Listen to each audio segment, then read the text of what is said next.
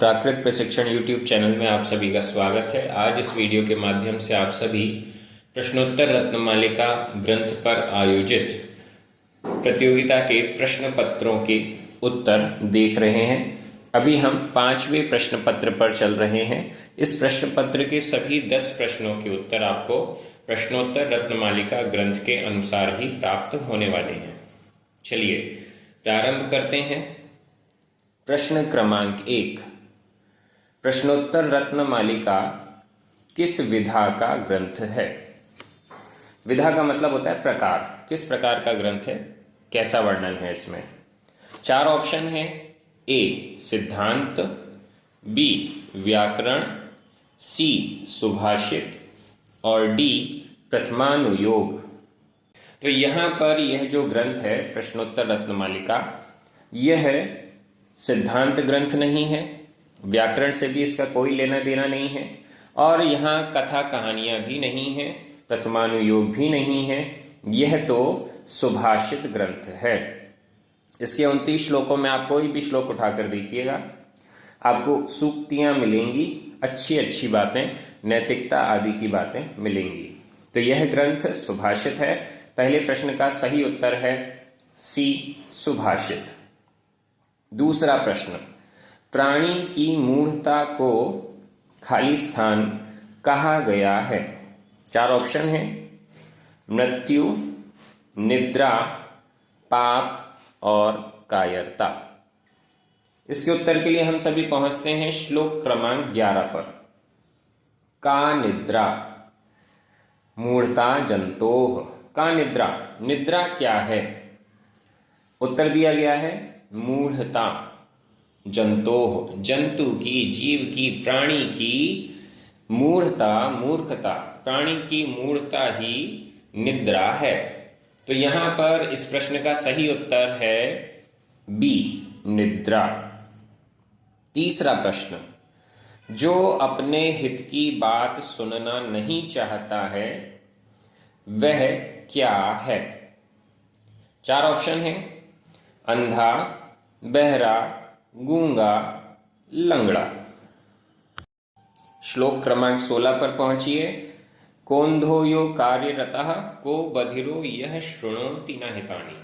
को बधिरो, बधिर कौन है? बधिर का अर्थ है बहरा। बहरा कौन है? उत्तर, यह जो शृणोति न हितानि, शृणोति सुनता है, न नहीं, नहीं सुनता है, हितानि हित की बातें जो नहीं सुनता है वह बधिरः बहरा है। तो यहाँ हमारे प्रश्न में जो अपने हित की बात सुनना नहीं चाहता है वह कौन है? तो इसका उत्तर हुआ बी बहरा। प्रश्न क्रमांक 4, ग्रंथ के अनुसार बैरी किसको कहा गया है? बैरी का मतलब है शत्रु। शत्रु कौन है? 4 ऑप्शन है। भक्तिहीनता, शक्तिहीनता, धनहीनता, पुरुषार्थहीनता। इन 4 में से कौन सा ऐसा गुण है या अवगुण है जो हमारे अंदर हो तो वह ही हमारा शत्रु होता है? उत्तर के लिए हम पहुंचते हैं श्लोक क्रमांक 7। लास्ट में लिखा हुआ है को वैरी नन्वनुद्योगः। को वैरी, कह कौन वैरी, वैरी कौन है? बैरी यानी शत्रु कौन है? उत्तर, नन्वनुद्योगः। संधि विच्छेद करेंगे यहाँ, ननु अनुद्योगः। ननु निश्चित रूप से, अनुद्योगः उद्योग नहीं करना, पुरुषार्थ नहीं करना, पुरुषार्थहीनता, यह ही हमारा बैरी है, शत्रु है। तो यहाँ पर इस प्रश्न का सही उत्तर हुआ डी पुरुषार्थहीनता। 5वां प्रश्न, राजर्षि अमोघ वर्ष ने सद्वृत्त को खाली स्थान कहा है? 4 ऑप्शन है। पूज्य, अमूल्य, सर्वोच्च, सुंदर।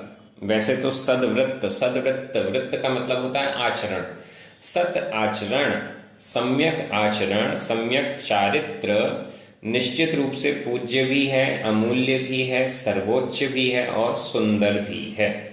लेकिन राजर्षि अमोघवर्ष जी ने इस महान प्रश्नोत्तर रत्नमालिका ग्रंथ में क्या कहा है, उसके लिए हम सभी श्लोक क्रमांक 21 में देखते हैं। कह पूज्यः सद्वृत्तः। कह पूज्यः, पूज्यः कह, पूज्य कौन है? प्रश्न होता है कि पूज्य कौन है, किसकी पूजा की जाए? उत्तर मिल रहा है सद्वृत्तः, सत आचरण, सम्यक आचरण। सद्वृत्त को यहाँ पर पूज्य बताया है। जिसका आचरण सही नहीं है वह पूज्य भी नहीं हो सकता।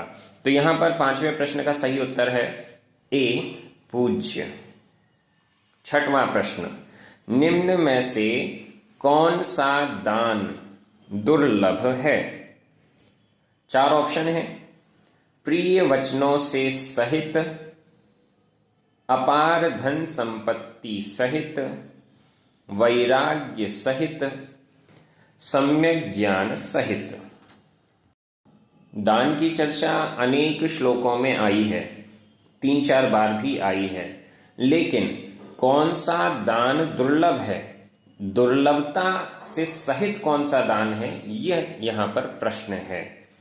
तो इसके लिए हम पहुंचते हैं श्लोक क्रमांक 27 में, जहां पर पहला ही शब्द दिख रहा है दानम प्रिय वाक्य सहितम, और लास्ट में लिखा है दुर्लभ में तत् चतुर्भद्रम।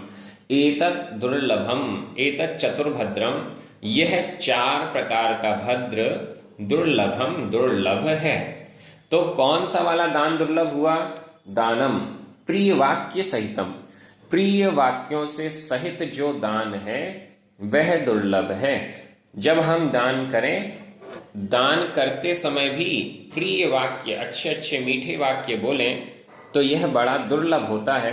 इस दृष्टि से यहाँ प्रश्न का उत्तर है ए, प्रिय वचनों से सहित। 7वां प्रश्न, निम्न में से कौन सा शब्द कहाँ अर्थ का द्योतक नहीं है?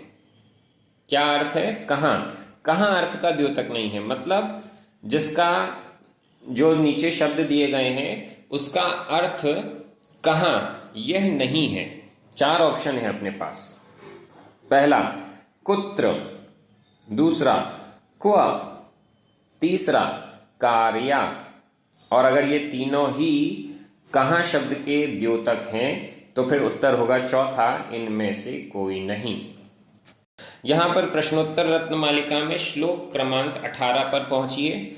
वहां पर कुत्र और क्व ये दोनों शब्द मिल रहे हैं और कार्या भी मिल रहा है। तीनों शब्द हमें 18 नंबर श्लोक पर दिख रहे हैं। कुत्र विधेयो यत्नो विद्याभ्यासे सदौषधि दाने, अवधीर्णा क्व कार्या खल पर्योषित परधनेषु। कुत्र शब्द भी है। कुत्र का मतलब कहाँ, कुत्र विधेयो यत्न, यत्न प्रयत्न कहाँ करना चाहिए, तो कुत्र का अर्थ है कहाँ।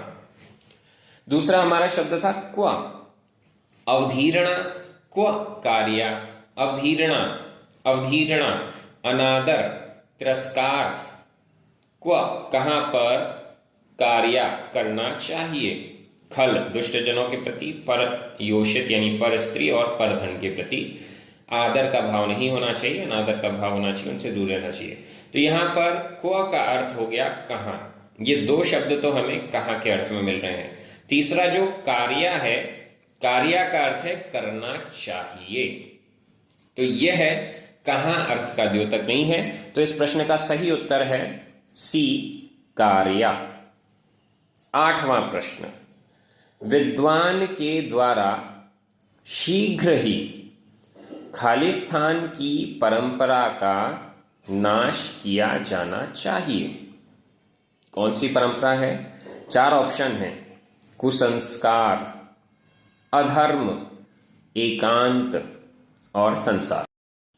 श्लोक क्रमांक 4 में देखिए, त्वरितम किम कर्तव्यम विदुषा संसार संतति छेदः।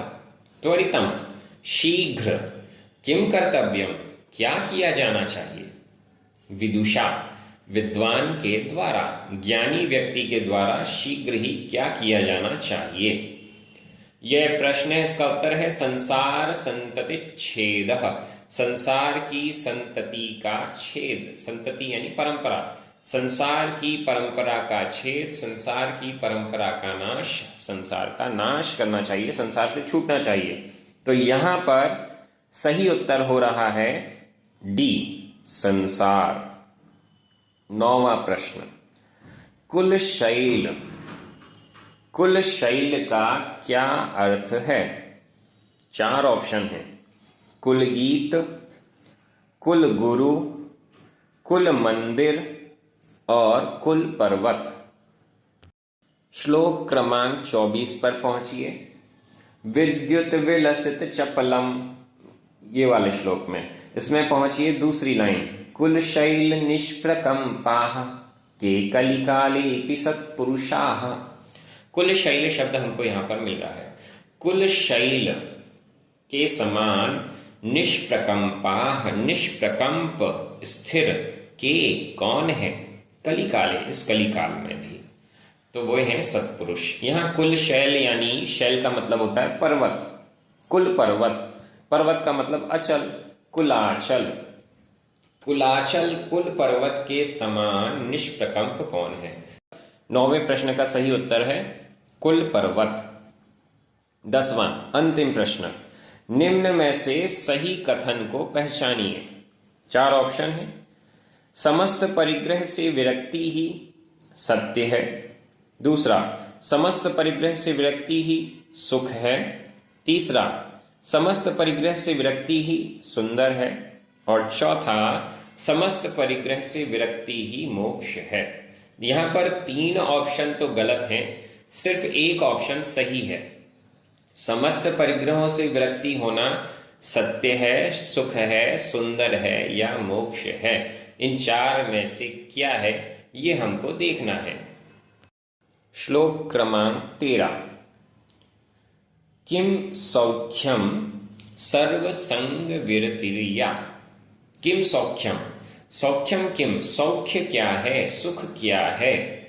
सर्वसंग विरति ही, या यानी जो सर्वसंग विरति है, सर्व समस्त, संग, संग यानी परिग्रह से विरति, समस्त संग यानी परिग्रह से विरक्ति ही सौख्यम, सुख है।